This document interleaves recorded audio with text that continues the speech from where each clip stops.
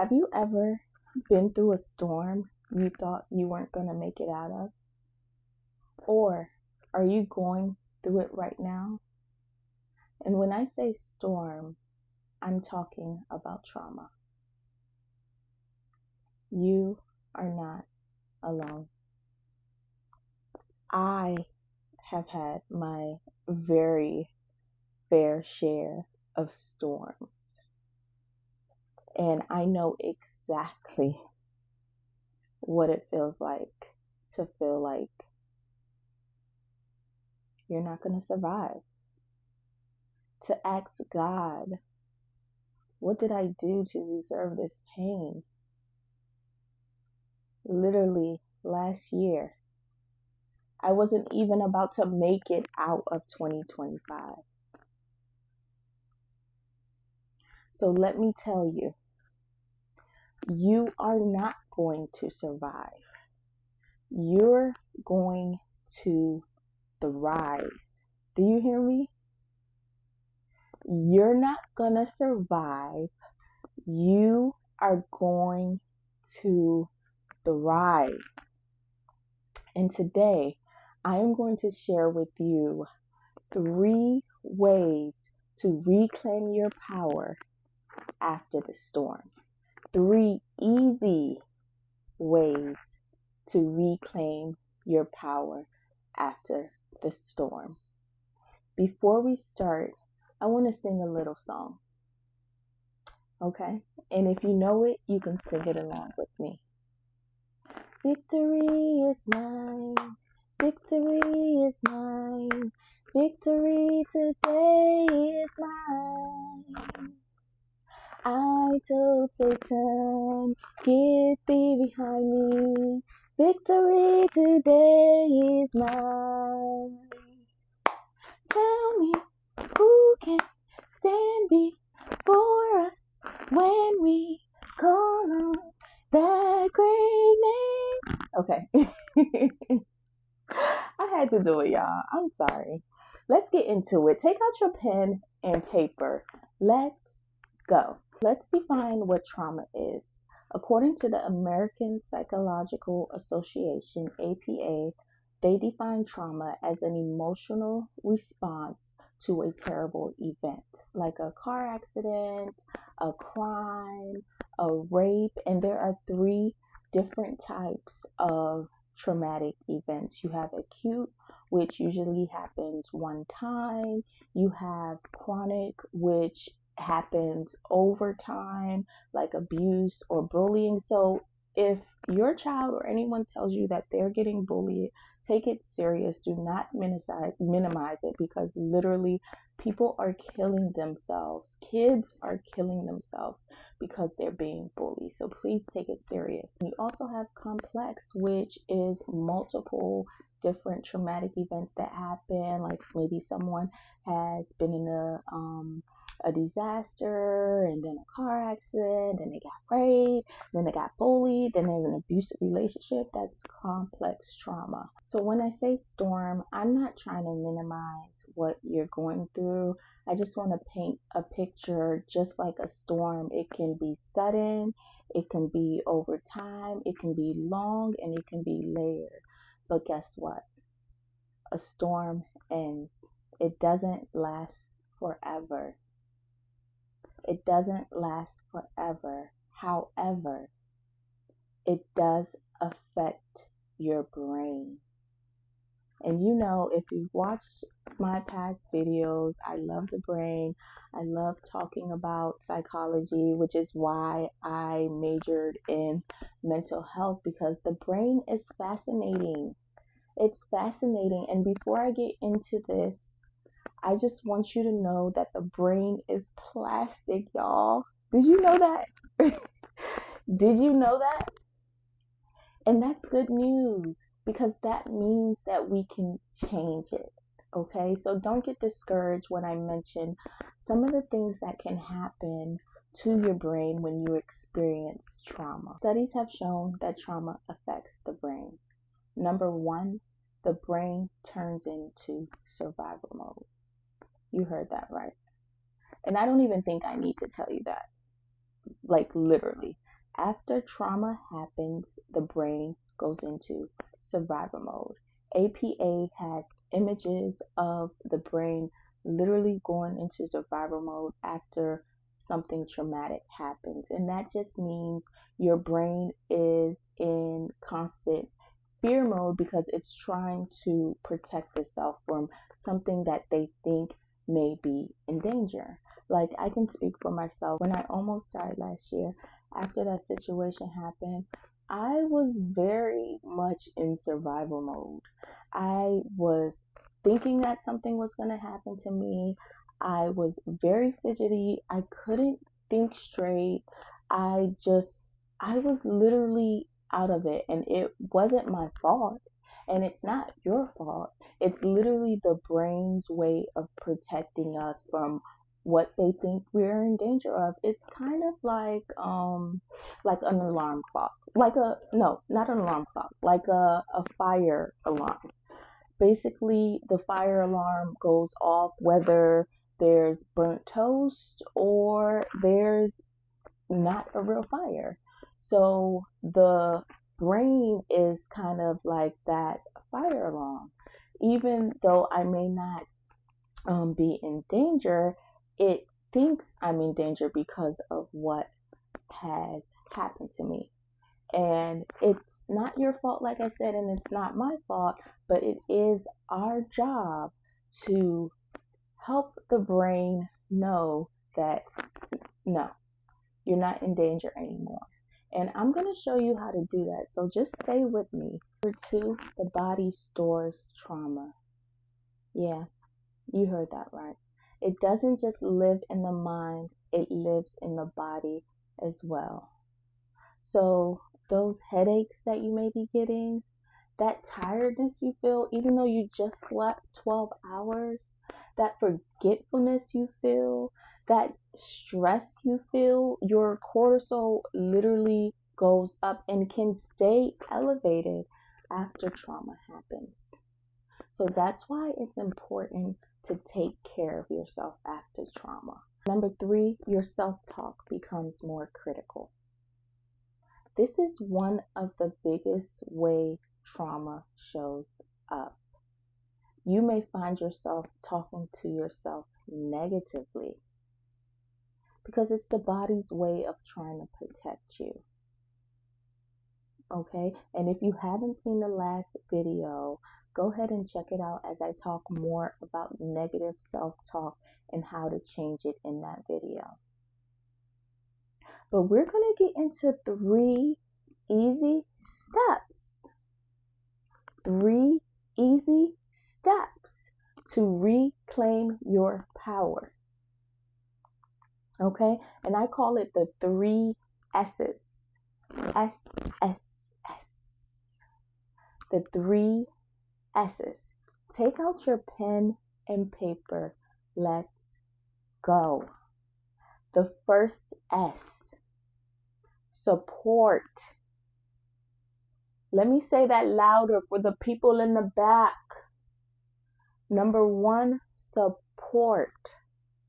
Trauma will have you thinking that you can do it on your own. And I'm going to tell you right now, you can't.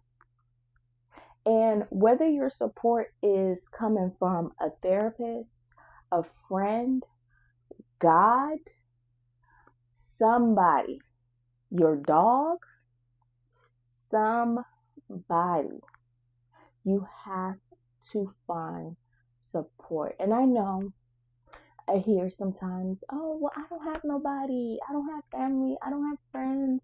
I don't have anyone. And I get it. Some people don't have anyone. But come here. Let me hold your hand when I say this. Get out there and find some. And I know. It's hard.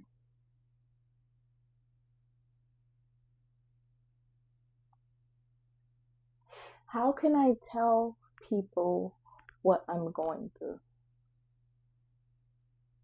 I'm the strong one. I'm the one people come to. I'm the one that's there for people when they need me.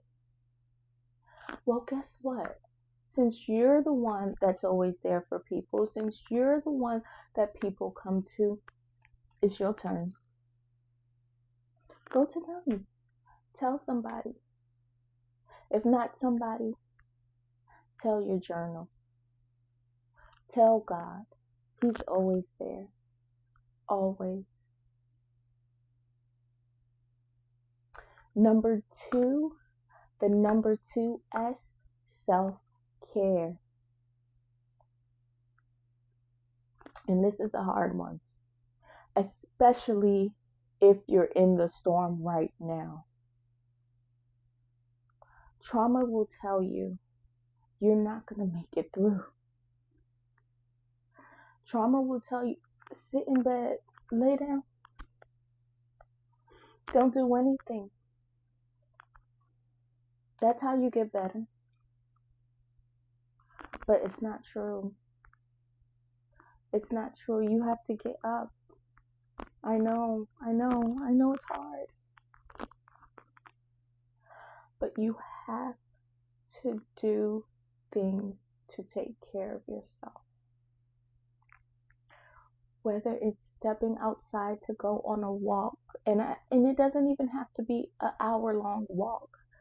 Stepping outside for 5 minutes, letting the sun hit you.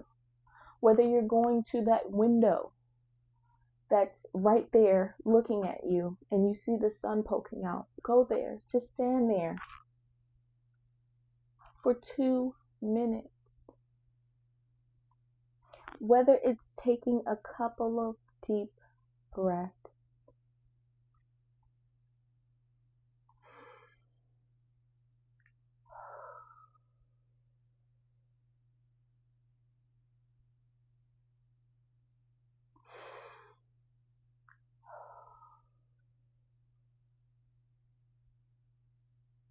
You're gonna have to take care of yourself. I know. It feels like you can't walk right now. I know. It feels like you can't move. But guess what? You can. Because you're still here. You're still here. Your story is not over. I know. It looks hard right now. I know. I was there.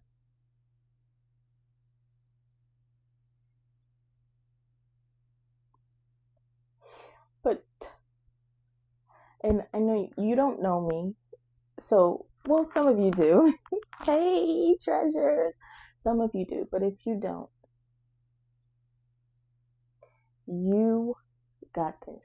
Okay. Number 3, self-talk. I mentioned earlier that I have a whole negative self-talk video where I break down literally how to stop the cycle of negative self-talk, and I'm just going to briefly share it here. It can be stopped, whether you've been through something traumatic or not. And I like to use a method I call RCR. Recognize, challenge, reframe. And recognize means to see what is happening, to recognize what you're saying to yourself.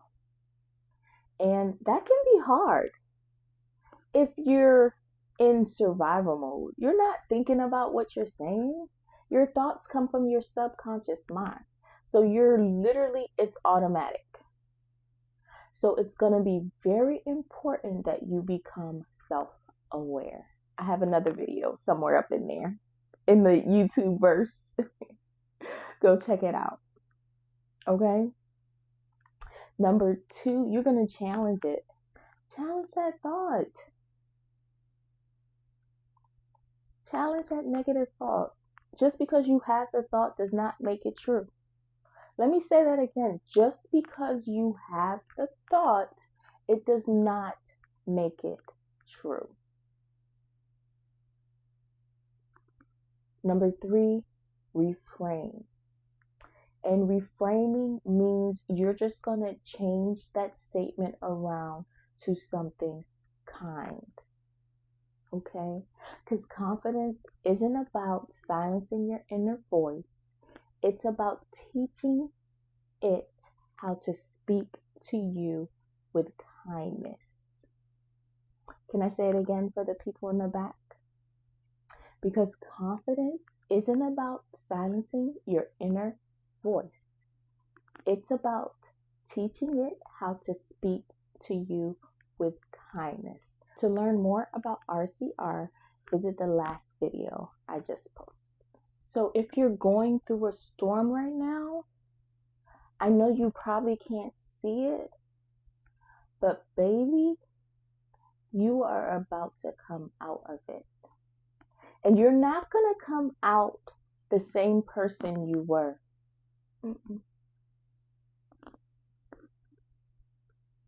We're changing that around, okay? Last year, literally 2025, I almost didn't make it out. But I'm here. And I'm better. And I'm not pretending. This time around, I didn't have to wear a mask. This time around, I decided that I was going to show up. I was going to ask for help. I was going to cry. I was going to stand up. And I was going to take care of myself. Because if I didn't, who will? Because my 2 little boys are there who need me. And if I don't put me first, if you don't put you first, you may not be here tomorrow. You may not be here tomorrow anyway. So what are we doing?